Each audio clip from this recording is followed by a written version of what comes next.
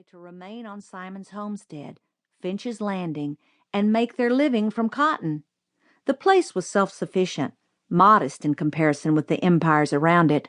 The landing nevertheless produced everything required to sustain life except ice, wheat flour, and articles of clothing supplied by riverboats from Mobile. Simon would have regarded with impotent fury the disturbance between the North and the South, as it left his descendants stripped of everything but their land. Yet the tradition of living on the land remained unbroken until well into the 20th century, when my father, Atticus Finch, went to Montgomery to read law, and his younger brother went to Boston to study medicine. Their sister, Alexandra, was the Finch who remained at the landing. She married a taciturn man who spent most of his time lying in a hammock by the river, wondering if his trot lines were full. When my father was admitted to the bar, he returned to Macomb and began his practice.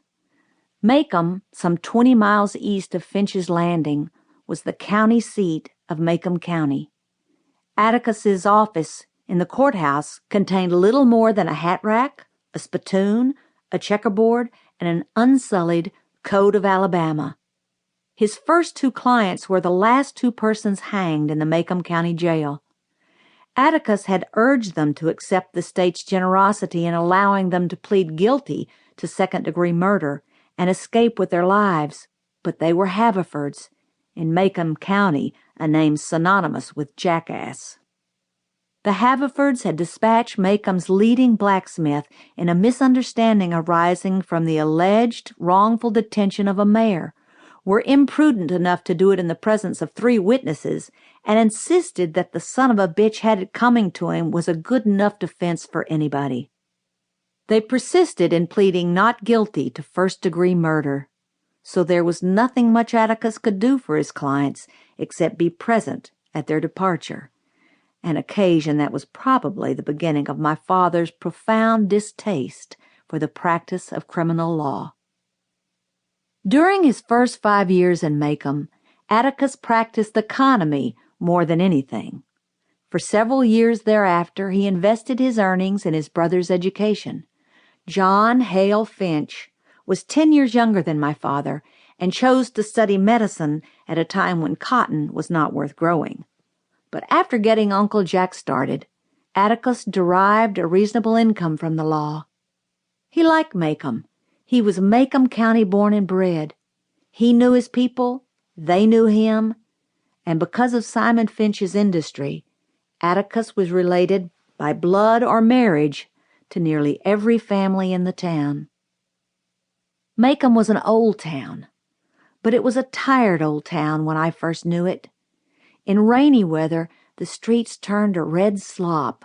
Grass grew on the sidewalks. The courthouse sagged in the square. Somehow, it was hotter then. A black dog suffered on a summer's day.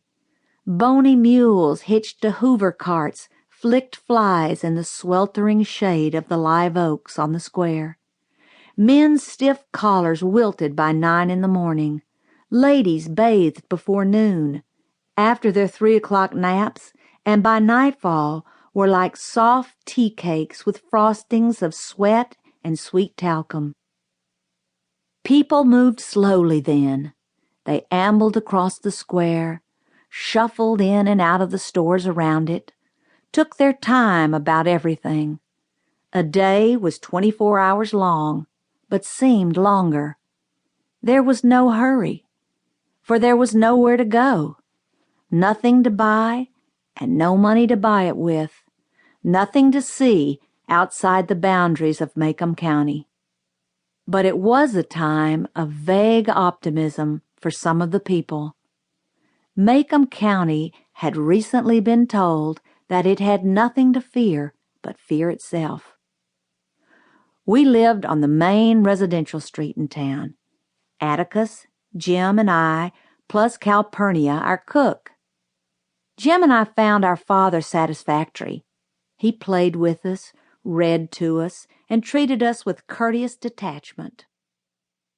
Calpurnia was something else again.